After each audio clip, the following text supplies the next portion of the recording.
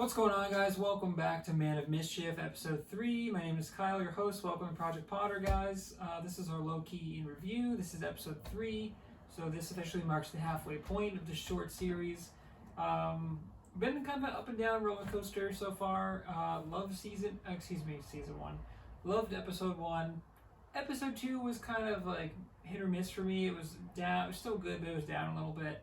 But it was a strong ending, so if you haven't seen the show before, guys, we're doing a quick recap, and I think the recap will be a little bit shorter on this one as well. We're doing a favorite character, which is the Born to Rule award. We're doing a weakest character, which is the Get Help award. We're doing a score out of 10, and that's it. So, yeah, thanks for checking out the channel, guys. Like, comment, subscribe. Go check out the other content on the channel, of course. As you know, if this is the first time here, welcome to Project Potter. And here we go. Okay, guys, so episode 3 kicks off right where episode 2 ended. So if you remember, guys, last time they were in that fancy-ass Walmart. It's like a rock center or whatever. Loki goes into the time portal after Lady Loki. Someone bombed the timeline, and I was like, let's go. We're gonna find out like what that means. No, we are not. They do pick it up right there, but Loki and Lady Loki go back to the TVA. And so Lady Loki's on a mission. She goes through. She starts taking people down. But I'm sorry, before that happens, because it wouldn't be a Project Potter review if I didn't forget things out of order. The very, very beginning of the episode is actually really cool because it starts off with Lady Loki, which we got a quick glimpse of her last time, so I was like pretty sure that's her, but I'm not entirely sure. And then one of the TVA agents, which I thought was like the judge initially, but it's not, just a girl who looks like her. They're like at a bar, they're drinking like this fruity cocktail, and she's like, oh, brain freeze. And they're like, oh, brain freeze is just like when your synapses in your brain freezes. And she's like, what? That's not true. And she's like, no, seriously. She's like, if you get a brain freeze, like I can ask you a question and you will not be able to answer that question until the synapses unfreeze. It like locks your memories in. And I was like, I feel like this is gonna come into play later on. But a fun little scene, and then she's like, okay, great. She's like, how long have we been best friends? She's like, so long. And she's like, right. So she's like, how many people are guarding the timekeepers? And she's like, I'm sorry. And then she kind of like resets this reality. And she's like, oh, we're good friends, right? She's like, yeah. I'm paraphrasing here, but it turns out that like we kind of zoom out, and Lady Loki is like using that little cool green like wispy effect, and she's like, we find out here that Lady Loki can like enter someone's mind, and like it's crazy. So she tells her like, how many people are guarding. I don't know what she said, and then she's like, how do I get to the elevator? I think she says, and she says the golden something. I don't know. It was quick. I didn't rewatch it, but Lady Loki gets what she needs to know. And then we get the Loki intro. It's really, really cool. Dude, the Loki music gets me going. I gotta say, they did a really cool job with the intro. It's like sci-fi, mysterious, cool. Like, it's really, really cool. And then we get this really cool song, opens up, and then we are in the TVA. And it's really cool seeing like the Marvel logo come up, and it's like there's some song that I'll edit in here that's playing. There's like a song that just slaps, dude, and it comes up over the Marvel logo, and it's really interesting to see that type of song over Marvel. You're like, oh, this is gonna be a good time. They go in the TVA. Lady Loki's on a mission. She tries to like invade this guy, one of the guards' mind. He like doesn't fall for it, so I don't know if their helmets like protect them from that. But she eventually fights them. It's like some really basic stuff, and then she takes like the baton there. And if you're thinking, is that baton effect when you zap someone and they like disintegrate into another dimension or probably gone forever? Is that gonna get old? Absolutely not, dude. Every time it happens, it's so cool. Where they like hit him in the chest and then it like disintegrates from the inside out. So cool. So basically, Lady Loki turns a couple of them on the baton. It's like 1 on 5 days. She takes everyone out. I like this, but at the same time, based on information that we know later in the episode, it makes more sense, but I'm like, this is a TVA. You're supposed to have like these highly trained agents, and like Lady Loki's coming in here and just like wrecking people, and I'm like, dude, none of these agents are like they don't stand a chance. But we get back to that. Loki shows up through the portal, and he's got his daggers, and we're like, oh, let's go, dude. Like, this is the Loki we know. And remember, this is closer to Avengers Loki, 2012 Loki. than it is for like any of the other Lokis that we get. So he's following her, and eventually they like run into each other, and there was like a little fight between them, I think, and they're going to see the timekeepers, and then the judge comes over, and she's like, halt, and Lady Loki like takes Loki hostage, and she's like, one more step and I'll kill him, and she's like, please do, dude. And to me, it would have been a perfect line for Tom Hiddleston to be like, yeah, that wasn't your best hand, or like just something to say like, dude, don't threaten them to kill me when like that's kind of what they want to do anyway. It was weird because this is immediately after the timeline is bombed, but so looking back when I'm talking about it out loud here, the reason that she went there right after is because at the end of the last episode we saw like dozens of troops at least went out to go correct the timeline bombing. So she like intentionally emptied out the TVA so she can go in there and see less resistance. So I guess that makes sense. I didn't think about that watching the episode, but yeah, they're like trapped there, and then Loki at the last second like presses the teleport or whatever it's called, and they fall through the floor, and they show up in a different world. And this is where the rest of the episode takes place. And dude, I am so down with these visuals for this episode. This is like straight out of Guardians of the Galaxy. They show up on Lamentus 1, which is a sick ass name for a planet. It's like this purple hue the whole time. Dude, they're going, I think Loki chose one of the apocalyptic events there. May or may not be by choice. I think she does, they're like fighting in a shed, and she says like, there's like a piece of moon that crashes through, and she's like, you idiot, where did you send us? And he's like, well, I don't know. And then it cuts out and it's like Lamentus 1. So cool. Also, I love that they're doing the titles, like the title cards or whatever. So awesome. I think it started in Winter Soldier, or it might have been Civil War. Marvel, keep doing that, dude. It's so cool every time. But yeah, it's like Lamentus 1, and it looks so cool, dude. It's like mostly barren wasteland, but it's like a moon, kind of like a moon planet, but there's literally a moon that's about to crash in and destroy the whole planet. So we know that Loki and Mobius were investigating how variants hide out in before apocalyptic events, because there's no variant activity. They can basically do whatever they want without affecting the timeline. Because whatever, like, it's going to happen anyway. Like Loki said last episode with the salad and the drink, he's like, Ragnarok is happening no matter what I do. So this is interesting because they go there, and she's like, you understand that like the moon crashes into a planet and everyone on it dies. And they try to like go back to the TVA, but the battery is dead, or the battery's low. And then she's like, great, we need to charge this. But she's like, it requires an enormous amount of power. And so there's like this back and forth. There's like very much like a love-hate relationship throughout the episode. There's literally a line that Lady Loki says where we find out her name is Sylvie, because there's a great bit where they're walking along, and he's like, you know, you think you're the better Loki, and she's like, don't call me that. And he's like, don't call you Loki. He's like, that's your name. And she's like, I don't go by that anymore. She's like, Sylvie.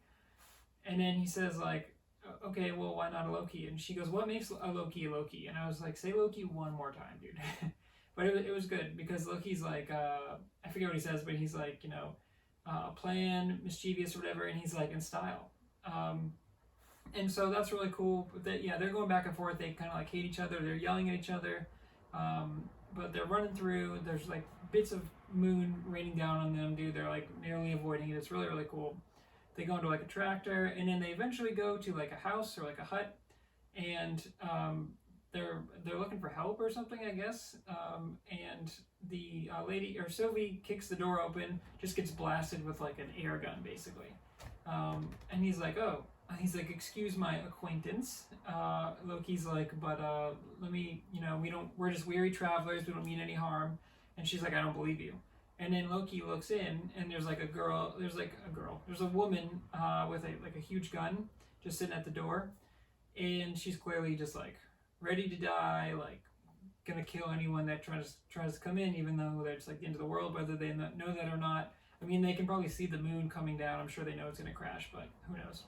Loki looks in, and he sees a picture of her and her husband, who we presume has passed, and he does his Loki magic, and he turns into the husband, and he walks around the side of the door, and he's like, oh, honey, is that you? And she's like, Phil or whatever his name is, and he's like, it's me, it's been so long. And he's like, you're so beautiful. And Loki gets blasted out, and she's like, he would never say anything like that to me. She's like, he never said anything that nice to me in 30 years. So that's a good little bit. But they kind of walk away. They go towards the town. I think they run into another woman, or maybe they just talk to that same lady, and she's like, hey, there's a train at the end. She's like, take the train to go to the Ark, and the Ark is like the ship that everyone's gonna get on to like leave the planet. So they go into like down the line, they find like a huge line there, and there's all these guards with like this weird, really weird like attire on there, and there's a huge line, and they're like how are we gonna get through this? And then Loki's like, this time we do it my way, and he transforms into the guard, and he like pretends to take Sylvie prisoner, and they go through, and the guy is like checking tickets, and he's like, tickets please. He lets the people in front of them go, and then he's like, tickets, and Loki's like, just taking this one in, and he's like, that's weird, I don't remember captain's orders, and he tries to call for like his boss, and then when he goes, turns his head to look for the boss, Sylvie grabs him, and she like controls his mind just by grabbing him, and we learn later on in the episode that she just needs physical touch, and she says later on that like she controls minds.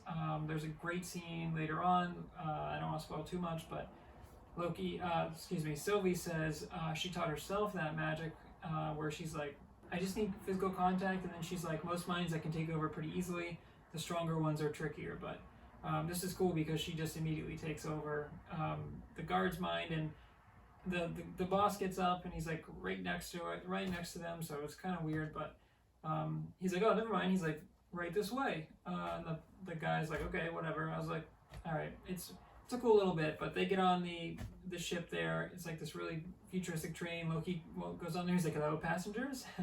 Tom Hiddleston, man, so good. And also the woman who plays Sylvie, which I'll edit in here because I did not look it up before the episode, she was excellent as well. But they go on the train, and then it's kind of weird because, first of all, Loki has this helmet up on the weird guard costume, and I'm like, we could have seen you like look in the guard costume and then put your face mask down, but he has his face mask up, and no one else does, and they don't question it, so that was kind of weird. But they go and sit down at the train, and then they have like a conversation where they're on the train, and there's like a lengthy conversation where Loki talks about how he's like, you know, my mother taught me that I could do anything, and he tells this really sweet story about how when he was little, he's like, mom used to give me or do like little magic tricks for me, like, you know, put something on fire, or he's like, put fireworks above the lake or whatever, and he's like, see, and he like puts his hand down and makes fireworks. It's really sweet. And Sylvie's like looking at him, and he's like, tell me about your mom. And she's like, oh, I barely remember her. She's like, I was adopted, but she's like, they told me. And he's like, what? They told you? And she's like, yeah, did they not tell you that you were adopted? And then he's like, no. He's like, they did not tell me. So Loki's like, it's cool because they're both Loki, obviously, but they're from different universes, so it's cool that they have like different experiences. And having a lady Loki is really interesting because they're very, very clearly falling in love in this episode, but they are like very, very much like picking on each other. I mean, Sylvie literally says love is hate, and Loki's like, love is hate, and he takes the champagne from the waitress, and she offers the champagne, and she's like, no, I'm all good. And Loki's like, I'll take hers then, and he's like, cheers. This leads to like the downfall of the plan, but it's funny because Sylvie yawns, and Loki is like, hey, you should get some rest, and she's like, I can't rest here. He's like, you can't rest on a train, and she's like, no, I can't rest around people I don't trust. And Loki's like, they like bond a little bit, and they talk about each other, and they have a nice moment where he's like, what is love? And they have this whole like back and forth. I don't remember exactly, but it's really nice. And then eventually he's like, okay, you rest your way and I'll rest mine. And she actually ends up like passing on the table, and she wakes up, and Loki like has his guard costume off, and he's dancing, and there's like a part where he's singing like an Irish song basically, and she looks over and she's like, where's your costume? And Loki's just like having a great time. He's singing, and he has a moment where he like looks at her, and he like clearly is falling in love with Sylvie, so, which is funny because he's falling in love with himself, and I'm like, dude, it's so Loki to fall in love with Loki, you know what I mean? Like, he's falling in love with himself, and even though they're pretty different, they're both Loki, so there's still like, there's that attraction that they have, and so it's, like I said, it's very much a love-hate relationship. So they're on the train, but Loki is now drunk, and he says, "I'm not drunk, I'm very full."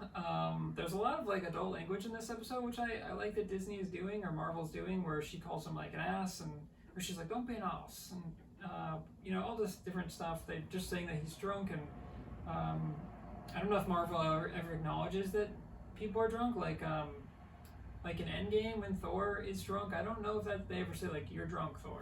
They just kind of hint at it because it's still kind of a kid's franchise, but obviously adult themes, and obviously there's some dark things going on. Marvel's not really for kids anymore. It's more towards the adults, but that's another story for another day. So they're on the train, and Loki's kind of screwed the whole plan because, he's lost his suit, and he's making like a mess, and he's dropping plates and stuff, and the guard comes over, and he's like, "Sir, I'm gonna need to see your ticket." And he's like, "Ah, yes, tickets." He's like, "Tickets are right here." And he puts his hand out, and he plays the fireworks again, and he's like, "Oops." And then they start getting a fight with the guards. Eventually, she's like, "Oh, terrible throw." He throws a dagger over there. Obviously, he's like drunk, so it would have been funnier if it like almost hit her head. I'm not here to nitpick too much though. And so eventually Loki gets thrown out of the window eventually, and then she has to like run after him. And so she jumps out the window. They're both on the train. There's like a quick scene where Loki's on the ground, and it looks like just like he did when he says, "I've been falling for 30 minutes." I was hoping for something like that, but he didn't put anything in there. But they're on the side of the train now. The train speeds off. He takes out the like transport or whatever that gets them back to the TVA. It's busted now. So we don't know. Like Loki obviously was drunk, and he bumped into something and it broke. And she's like, "Oh my god, dude." She's like, you've killed us both. And he's like, no. And she's like, "That's the only way to get home, and you just broke it." And she's like, this moon is going to crash in this planet. So Loki has like kind of like a WandaVision-esque moment where she uses her powers, and she like yells and like blows apart the ground. She goes to sit down, and she's just so frustrated, and Loki sits down, and he feels kind of bad, and he's like, "Did the screaming help you?" And she's like, "Yes, it did." She's like, "You should try it sometime." But they have kind of like a heart-to-heart a little bit, and she's like, we're done now. And Loki's like, "So what happened?" He's like, "This moon crashes into this planet." She's like, "Yep." And he's like, "And everyone on it dies?" And she's like, "Yep." And he's like, "Including us?" And she's like, "Including us." And he's like, "What about the Ark?" And she's like, "The Ark gets destroyed because the moon crashes into the planet and it never gets off the planet." And he's like, "Okay, so what if we hijack the Ark and make sure it gets off the planet?" And she's like, "You want to hijack the Ark and get off the planet?" And he's like, "It's a pretty good idea to me." And I was like, "Yeah, that's pretty much their only plan." And so the last like 15 minutes or so are them like, they start walking towards the city, and even though the moon is like impending on them, it seems like they walked away a while. Loki has a line where he says like, "I haven't walked this much in my life," and she's like, "Oh, that's a good life." And he's like, "Yeah," I think he says like he would know or something, I don't know, but they eventually walk over there. I guess Loki has magic, they both have magic, but I guess they can't get there faster. I guess it's more illusion magic. I think she calls him clown at some point in this episode. So I guess they do just have to walk over there. But they get to town eventually. Dude, so awesome aesthetically. It's like all these neon colors. I mean, it's 2077 in the year. I don't know if they were inspired by Cyberpunk 2077 or if 2077 is just a hot year for that, but that sort of Blade Runner style where it's like neon colors and everything. Really, really awesome. There's music playing. But it's like Loki said, it's the end of the world. So he's like, no one cares. When she originally asked him what happened to the guard costume, he says, "It's the end of the world, no one cares." And I'm like, true, but they were still checking tickets to get on the train. So like, people do care. So why would they stop caring? I don't know. It's weird. But they get there and everything is just nuts, dude. It's crazy. So I think it's one continuous shot. It's really crazy. But the moon is like coming down. Like it's been in the background, it's been falling. It's really, really cool visually. But now the moon is like literally like they're out of time. And so the moon's coming down, and there's huge craters going around, and people start freaking out because there's the Ark there. It's like this big spaceship. All these people waiting to get in, and then they're like, "How are we supposed to get on there?" And she's like, "Well, we go around." So they go down like an alleyway, and then the shit just starts raining down, dude. And so there's like one that almost hits Loki, or Sylvie, I should say, and it like goes like kind of like flashbang, like crazy hearing for a minute, and it goes black. and then like they get up and they start running around and they're like twisting and turning, and it's like this is crashing, this is crashing, this is exploding, people are screaming, there's fire everywhere, dude. It's crazy. It's really, really chaotic and cool. And so eventually they like run around, and it's like 10, I don't know if it's 10 straight minutes, but it's like around the last 10 minutes there's just crazy sequences over and over. And so they're running, and they finally like are approaching the ark, and then like they don't make it in time, but the ark starts taking off, and a huge crater, a huge piece of moon comes over and just blows it in half basically. And it's like just like they said, dude, the moon crashes in there and it destroys the ark. The ark never gets off the planet. And so I'm like, dude, their big plan was, their only plan now that their TVA device is done, is to get into the ark and then get off. And as they're running towards it, they stop as it takes off, and then it just immediately blows up. And like Sylvie starts walking away. I think she just like can't handle it or whatever, or she just is like ready to die. And then Loki's standing there and he like can't believe it. And it's like, that's how the episode ends, dude. It's absolutely bonkers. So one thing I do want to mention, guys, before we get in here, because I forgot it, as I do, there's a moment where Sylvie tells Loki, like, hey, just so you know, everyone at the TVA is just a variant like us. And he's like, what? He's like, I was told that they were created by the timekeepers to work at the TVA. And she's like, oh no. She's like, they're all just variants. And I was like, oh, dude, that would explain, number one, why they're not as good as fighters, because they're just variants. And number two, why do we have all the variants working at the TVA, and why do we have the variants protecting the time? Because that seems like they would want to just mess up the time. So there's something shady going on with TVA, and now that we have this big secret, and now that Mobius and all of them were lying to Loki, Loki's probably going to turn on them. Dude, that's going to be so good. So I just want to point that out. I did not forget that. That was a really, really big reveal. And all of the bombs that went off on the TVA, dude, I really hope they dive into that next episode and see what that's about. But yeah, really big point that I just want to put in there. With that being said, guys, my Born to Rule award for my strongest character, it's got to be Sylvie in this one. She was just really, really good. She directly challenges Loki. She pushes him. She, flirts with him a little bit. We find out about her awesome powers, dude. The fact that she can literally like implement memories in there. The reason that they find out that the TVA is full of other variants is because she's like, the girl that I infiltrated, she's like, she was just a girl on Earth before. Like, she just liked going out to bars and going out with her friends. And so she's like, I had to dig back, I think she said like 300 years. So I don't know if they get some sort of like immortality thing for TVA. Or Mobius does say, in the pilot, time works differently here. And so there's some shady shit going on, so TVA is now really like sketchy. And it's like, so you're taking variants from other timelines, putting them in the TVA where time moves differently. Why are you keeping all the variants here? What's going on? Or is this like a big thing to overthrow? Kind of gives me an idea that like Loki is now going to be like, oh dude, I'm going to overthrow the TVA and use all the variants to like, it's crazy. There could be so many different things that happen. Yeah, because we find out that Sylvie can use like tapping people's minds. It's really cool. I love how her powers are different than Loki's. I love that they have to work together to like infiltrate minds, and then also Loki needs to use his mischief or his illusion to kind of get through. But then I also like that the plan doesn't work because Loki gets drunk and they get thrown off the plane, and then the fact that they go to the arc at the end there. But I don't want to recap too much here. I want to focus on Sylvie. We got a glimpse of her in the end of episode 2, and we're like, oh cool, Lady Loki, that's so cool. And then I was like, how much are we going to actually get of her? We get a whole episode with her and Loki, dude.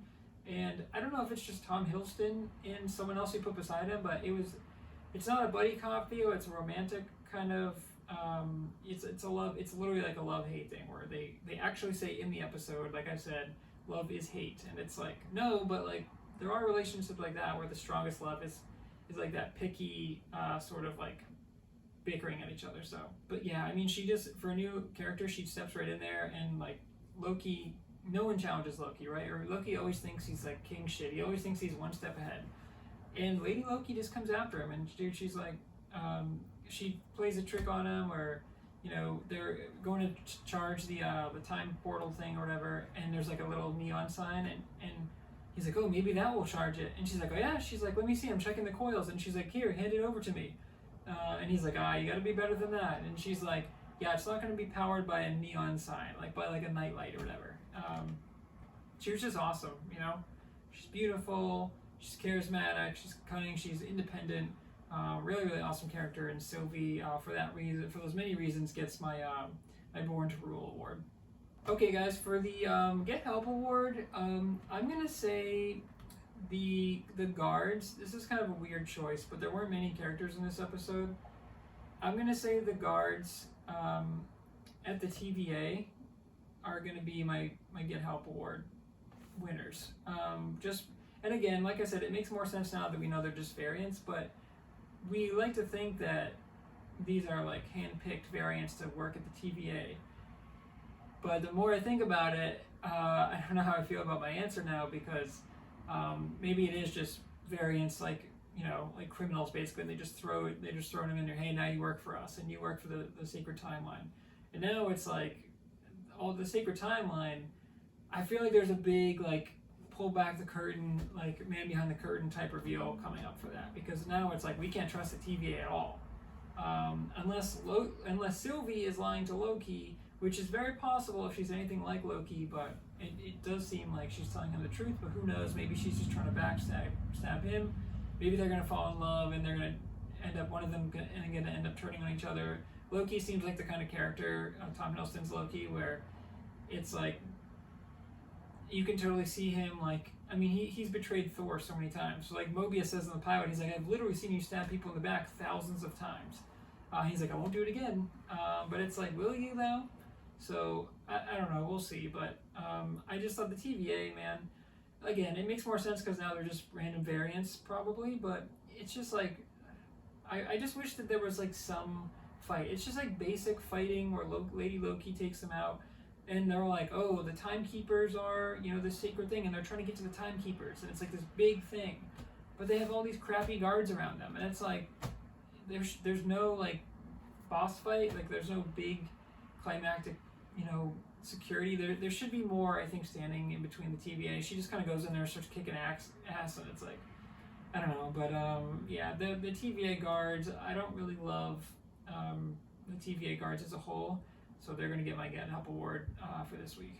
Okay, guys, the score for this one. I will say this one felt at times very TV, and what I mean by that is that parts of this felt like a movie for sure, like straight out of MCU, dude, like straight out of Guardians, which was awesome. And in other parts, I'm like, oh, they're like stretching it a little thin, where I was like, there's only 6 of these episodes, so anytime you get an episode like this one where it was really cool, and again, the more I talk about it, like I have a score in my head, and then I talk about it on camera, and I'm like, oh, okay, actually I enjoyed this a lot more than I thought I did.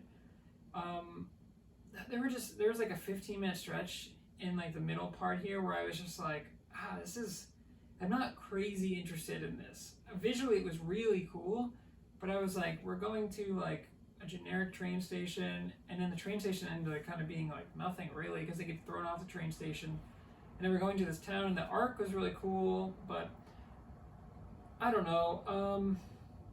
I think for this one, I'm gonna give it an 8.9. I wanted to give it like mid-9s, but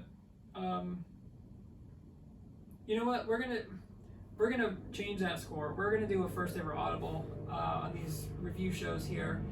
We're gonna go a 9.1 for this one, because the visuals were breathtaking, and I don't want to discredit those, and the ending sequence is awesome. Obviously, we think someone is going to come in and save them. Maybe Mobius comes in and saves them and captures both Lokis.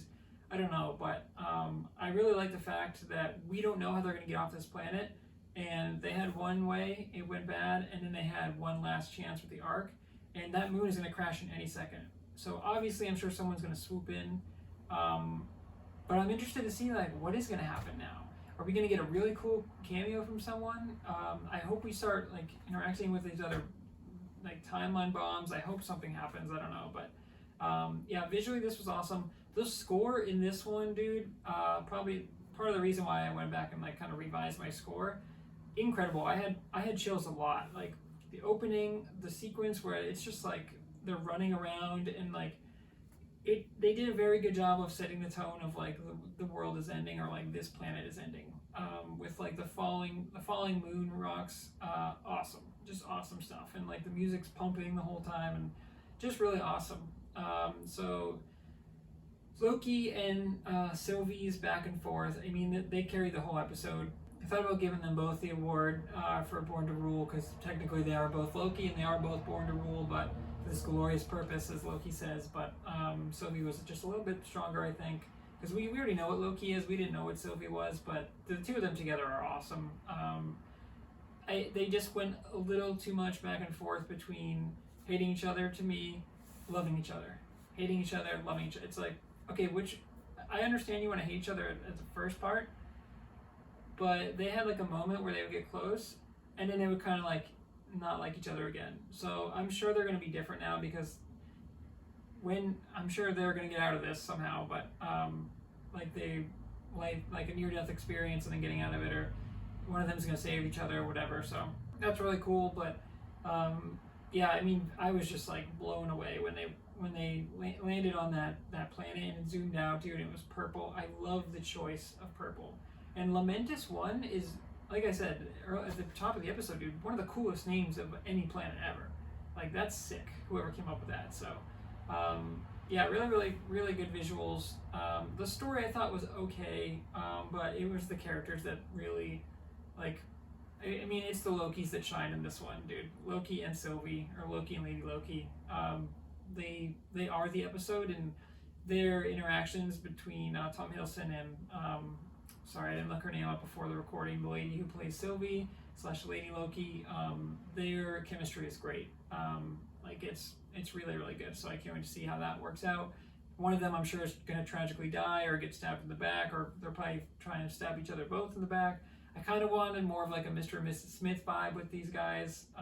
Like, the love is there, but also it's like they're trying to kill each other at the same time. It's really cool. But yeah, I think a low 9s, almost purely because of the score and visuals, but also the Loki's carrying the episode. So a good episode overall.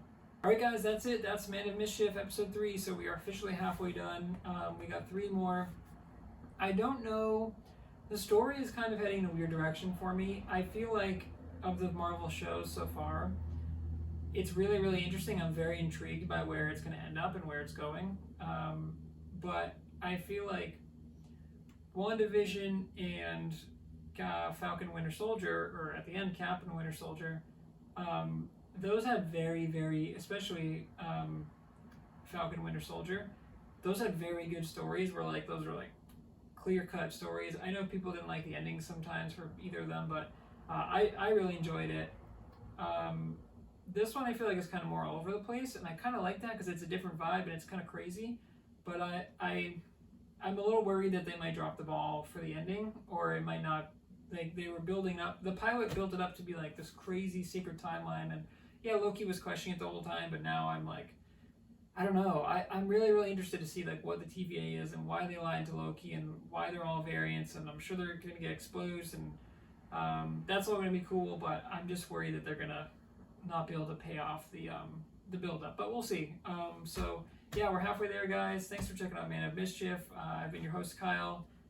Go check out the other content on the channel. Like, comment, subscribe, and until next week, guys. Peace.